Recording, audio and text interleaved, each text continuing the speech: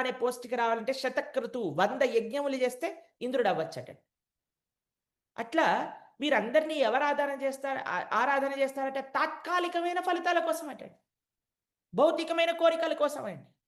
త్వరగా వచ్చేసేయాలి అని దేవతల వెనకాల. ఇప్పుడు మీరు చూడండి, సమాజం సనాతన ధర్మం ఒక రకంగా ఎందుకు పాడైపోతుందంటే కొత్త కొత్త దేవతలు, కొత్త కొత్త పూజలు, ఎప్పుడు వినని ఇవన్నీ వచ్చేస్తున్నాయండి. ఎందుకు వచ్చేస్తున్నాయి? ఏం చెప్తారు తెలుసా అండి? ఈ పూజలు చేయమని మీకేదైనా కోరిక ఉంటే చెప్పండి, వెంటనే తీరిపోతుంది. ఈ పూజ చేయండి, ఈ ధూపం పెట్టండి, ఈ నూనె వేయండి, ఈ రంగు కట్టండి అనగానే మనందరం పరిగెత్తడం పరిగెత్తడం పరిగెత్తడం పరిగెత్తడం. తాత్కాలికము, భౌతికము, ఫలితము తాత్కాలికమే, తక్కువది. కానీ ఇక్కడ భగవంతుడు చెప్తున్నారు, ఎవరిని ఎవరు పూజ చేస్తే వారి వారి దగ్గరికి వెళ్తారు, కానీ నన్ను మాత్రం ఆశ్రయిస్తే నా దగ్గర పరమలోకానికి చేరుకుంటారు. కాబట్టి అన్ని మార్గాలు ఒకటే దగ్గరికి వెళ్ళమండి.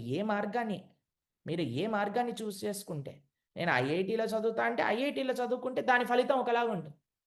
అయ్యా లేదు నేను ఏమంటాం మా ఇంటి పక్కన ఉండే డీమ్డ్ యూనివర్సిటీలో చదువుకుంటానంటే దాని ఫలితం ఒకటి ఉంటుంది. లేదండి నేను హోమ్ స్కూలింగ్ చేస్తానంటే ఇంకో ఫలితం ఉంటుంది. కాబట్టి భగవంతుడు ఇక్కడ చెప్తున్నారు ఈ విషయాన్ని ప్రస్తావన చేస్తూ 24వ శ్లోకం చూడండి. ఇది కూడా చాలా ముఖ్యమైన విషయం, మనం అర్థం చేసుకోవాల్సింది. 24వ శ్లోకం ఒకసారి చదవండి. అవ్యక్తం వ్యక్తిమాపన్నం మన్యంతే మామ బుద్ధయః పరం భావమజానంతో మమావ్యయమనుత్తమం. నన్ను పూర్తిగా ఎరుగనట్టి బుద్ధిహీన జనులు దేవదేవుడనైన నేను కృష్ణుడు తొలుత నిరాకారునిగా ఉండి ఇప్పుడు ఈ రూపమును పొందానని తలుస్తారు. అల్పజ్ఞానము వలన వారు నశింపులేనిది ఉత్తమమైనది అయిన నా మహోన్నతమైన స్వభావమును తెలుసుకోలేరు. అవ్యక్తం వ్యక్తిమాపన్నం. చాలామంది ఏమనుకుంటారంటే అండి, ఏదో భగవంతుడికి రూపం దగ్గర నుంచి ఒక రూపం తీసుకొని వచ్చారు అని అనుకుంటారండి. కానీ భగవంతుడు అంటున్నాడండి, వాళ్ళు నా పరం భావం, నా యొక్క పరతత్వాన్ని వాళ్ళు తెలుసుకోలేదు.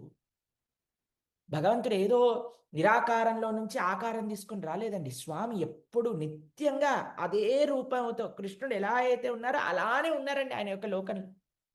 ఈశ్వర పరమా కృష్ణ సచ్చిదానంద విగ్రహ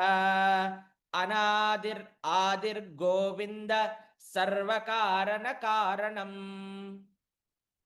ఈశ్వర పరమ కృష్ణ సచ్చిదానంద విగ్రహ స్వామి యొక్క స్వరూపంలో ఉంటారండి అక్కడ. శ్యామసుందరి యొక్క రూపంలో అక్కడ ఉంటారు. మనం మొన్న తెలుసుకున్నాం స్వామి యొక్క అవతారానికి కారణం ఏంటి అంటే, మనతోటి ప్రేమతో కృపతో స్వామి ఆ లోకం నుంచి ఈ లోకానికి వస్తారు. ఆయన ఏ స్వరూపంతో ఉన్నారో ఆ స్వరూపంతో అవతరిస్తారండి ఇక్కడ. కాబట్టి ఏదో రూపం లేని తత్వంలో నుంచి రూపం వచ్చారు అన్న దాన్ని ఇక్కడ భగవంతుడు ఒప్పుకోవట్లేదండి. స్వామికి ఎల్లప్పుడూ ఆ రూపం ఉన్నది. ఆధ్యాత్మిక సచ్చిదానంద స్వరూపం భగవంతుడు.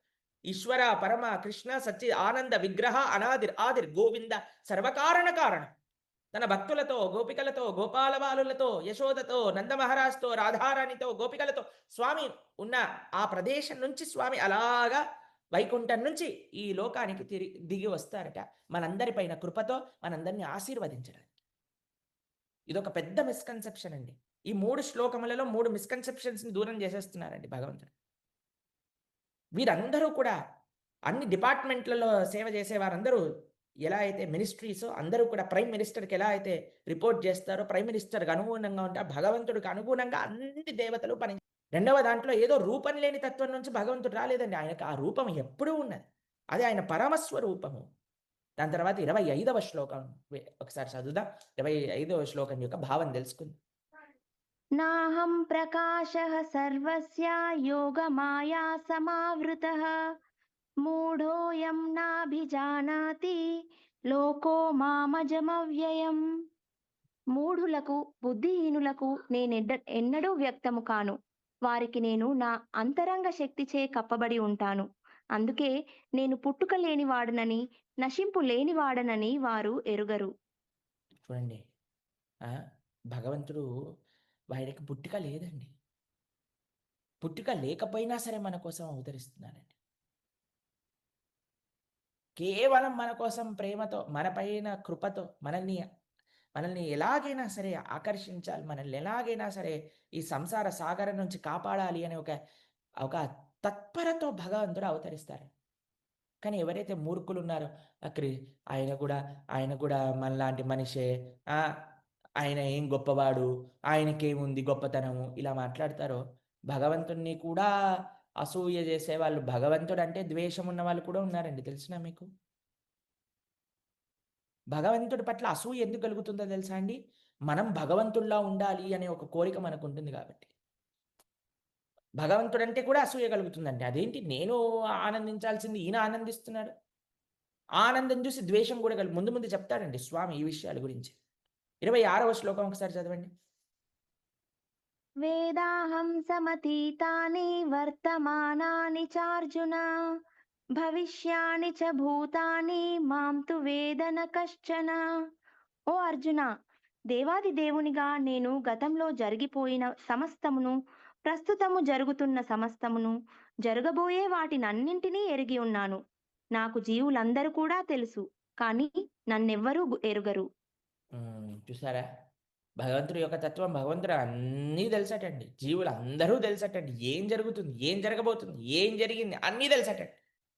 అందరూ ఆయనకి తెలుసట. ఆయననెవరు తెలుసుకోలేరట. ఎవరు తెలుసుకోలేరు కాదండి. భగవద్గీత వింటే తెలుసుకోవచ్చు. ఎవరైతే శ్రద్ధగా స్వామిని యొక్క తత్వాన్ని వింటారో వారికి భగవంతుడంటే ఎరుక అవుతుందండి. అందుకే మనం ఎప్పుడైనా అడ్రెస్ తెలియచాలనుకోండి కొంతమంది సూపర్ కాన్ఫిడెంట్‌గా మాకు తెలుసండి ఇక్కడి నుంచి ఇటు పోయి ఇట్లు పోవాలంట.